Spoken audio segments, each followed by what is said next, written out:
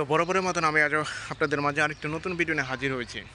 তবে আজ আমি আপনাদের মাঝে যে বিষয়টি শেয়ার করবো, আসলে অনেকে জানতে চেয়েছে যে রোমানিয়াতে ফ্যামিলি ভিসা নিয়ে পরিবার এবং সন্তানদের আনা কি সহজ হবে কিনা বা সহজ হচ্ছে কিনা। ইতিমধ্যে অবশ্যই আমার কিছু প্রুফ দেখেছেন, যেটা অনেকে হতে পারে বিশ্বাস করেছে, আবার অনেকে হতে পারে আগে থেকেও বিশ্বাস করে নাই। তবে অবশেষে অক্লান্ত পরিশ্রম করে, মনে করেন পরিশ্রম এইটাই বলতেছি, এটা হচ্ছে ডিপ্রেশন। কারণ অনেকগুলো পেপার, অনেকগুলো ডকুমেন্ট অ্যারেঞ্জ করতে হয়, হ্যাসেল হতে হয়, বিভিন্ন জায়গায় হ্যাসেল হয়েছি এবং হ্যাসেল হওয়ার পরে সর্বশেষ এই 2025 সালে ফেব্রুয়ারি মাস, এই মার্চ মাসে 5 তারিখে আমার ফ্যামিলি এসেছে। অবশ্যই আপনারা দেখেছেন। তো প্রায় 9টা মাস সংগ্রাম করেছি। তো আসলে অনেকটা কঠিন, আবার অনেকটা সহজ। সহজ তখনই হয় যে ডকুমেন্টগুলো যদি আপনার কাছে সব কিছু ঠিকঠাক থাকে, তাহলে তখনই মনে করবেন যে সহজ। কিন্তু তাছাড়া হচ্ছে আপনার কাছে তখনই কঠিন হবে যে সবচেয়ে একটি গুরুত্বপূর্ণ ডকুমেন্ট হচ্ছে, সেটা হচ্ছে যে হাউস কন্ট্রাক্ট। এবং ইদানিং হাউস কন্ট্রাক্টের ওপর তারা অনেকভাবে প্রেশার দিতেছে এবং অনেকভাবে মানে ফোর্স করতেছে যে এই হাউস কন্ট্রাক্ট আপনার নিজের নামে না থাকলে অনেকটা জটিলতা পোহাতে হয়।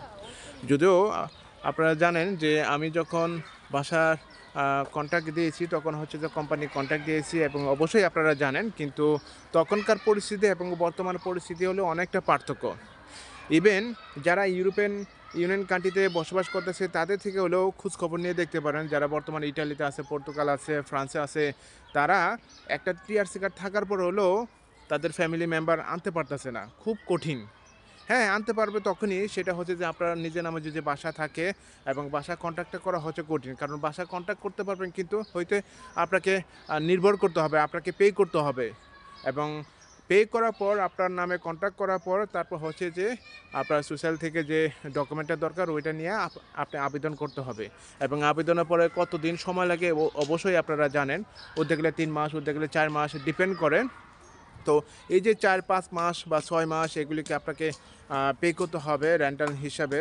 বা এই যে মাঝখানে যে সময়টা, এই সময়টা হলে আপনি একাই ইউজ করতে হবে বাসাটা। কারণ যে কোনো সময় হয়তো ইমিগ্রেশন থেকে বা আপনার ইনভেস্টিগেশনের জন্য আসতে পারে আপনার বাসাটা দেখার জন্য। এবং এই ভয়ে হলে কেউ ওই বাসাটা ভাড়াও দেয় না। আবার যখন ইনভেস্টিগেশন শেষ হয়ে যায়, তখন হচ্ছে বাসাটা ভাড়া দিয়ে থাকে। এবং যতদিন পর্যন্ত ফ্যামিলি না আসে, ততদিন পর্যন্ত ব্যাচেলার অথবা ফ্যামিলি মেম্বারকে, অন্যান্য ফ্যামিলি মেম্বারকে বাসা ভাড়া দিয়ে থাকে। ইটালি, ফ্রান্স, স্পেনের কথা কন, এইসব এইসব ক্যাটাগরিতে।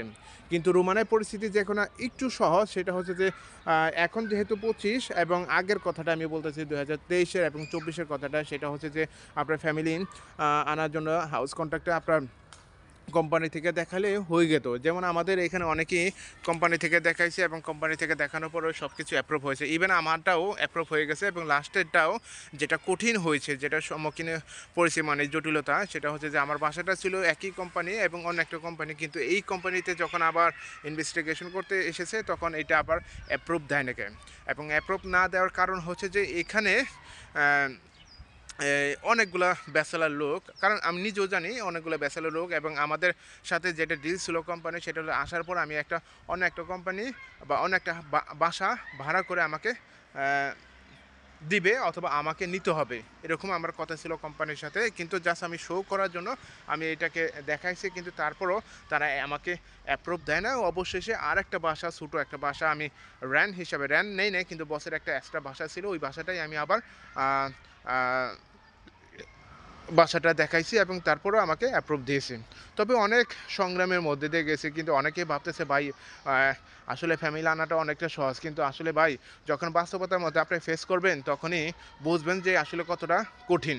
কারণ এমতো অবস্থায় রয়েছে ইন্ডিয়া ভিসাটা কতটা জটিল, যে জানে সেই বুঝে যে কতটা জটিল, যে ডাবল এন্ট্রি ভিসা। কিন্তু অবশেষে যাই হোক, অনেকটা সুখী এবং ঈশ্বরের কাছে প্রার্থনা জানাই যে অবশেষে আমার একটা স্টেপ সাকসেস হয়েছে এবং দ্বিতীয় স্টেপের জন্য এখন সংগ্রাম চালিয়ে যাচ্ছি। এবং টার্গেট হচ্ছে যে 4 থেকে 5টা বছর, এবং এই 5টা বছরের মধ্যে অবশ্যই স্ট্যাবলিশ হওয়ার মানে একটা প্ল্যান রয়েছে বা প্রজেক্টও রয়েছে। দেখা যাক এই প্রজেক্টের মধ্যে কীটা করতে পারি।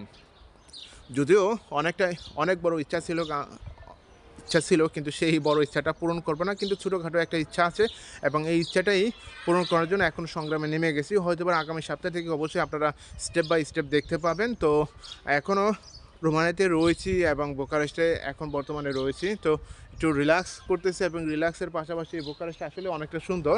সেন্ট্রাল ইউরোপের যে ইটালি বা ফ্রান্স বা স্পেনের কথা কোনো আসলে সেরকম। আমি যেহেতু জার্মানিতে গিয়েছি, স্পেনে গে এই ইটালি গিয়েছি, ফ্রান্সে গেছি, লক্সেমবার্গে গেছি, আরও কয়েকটা দেশে গিয়েছি। কিন্তু বুকারেস্টটা আসলে অনেকটা সুন্দর।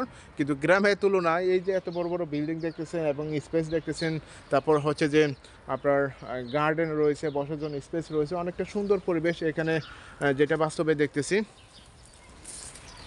তো যাই হোক ভাই, একটা জিনিসকে কখনো ছোট করে দেখবেন না। কিন্তু অনেকেই বলেছে ভাই ফ্যামিলি আনা অনেকটা সহজ। কিন্তু যারা বাস্তবতার মধ্যে পড়েছে তারাই বলতে পারবে আসলে কতটা কঠিন। এই যে আমি তো ৯ মাসে বকছি বা দৌড়াদৌড়ি করেছি। অনেকে আছে ১ বছর ২ বছরও দৌড়াদৌড়ি করেছে। আবার অনেকে হ্যাঁ ৩ মাসে বা ৫ মাসের মধ্যে সফল হয়েছে। কিন্তু মিনিমাম ৫ থেকে ৬ মাসের মধ্যে কেউ সফল হয় না। যেটা বাস্তব আমি নিজের চোখে দেখেছি। আমার এখানেও অনেক কলিগই এসেছে। প্রায় ৫ থেকে ৭ মাসের মতন সময় লেগেছে। কিন্তু সর্বোচ্চ এই যে আমার এইটাই বেশি লেগেছে। কারণ হচ্ছে ইন্ডিয়া ভিসাটা জটিলতার কারণে। কারণ ইন্ডিয়া ভিসাটা জটিলতা না থাকলে অনেক আগে আসতে পারত এবং এটাই হচ্ছে একটা মেইন প্রবলেম। তো যেটাই বললাম আসলে বাস্তব অভিজ্ঞতাগুলো আমি আপনাদেরকে বললাম এবং যেগুলি ফেস করেছি এগুলি আমি আপনাদেরকে বললাম। তো সবাইকে ধন্যবাদ জানাচ্ছি আমার এই চ্যানেলের সাথে থাকার জন্য। সো এখন এই বুকারেস্টে শহরে থেকে আমি আপনাদেরকে দেখাচ্ছি।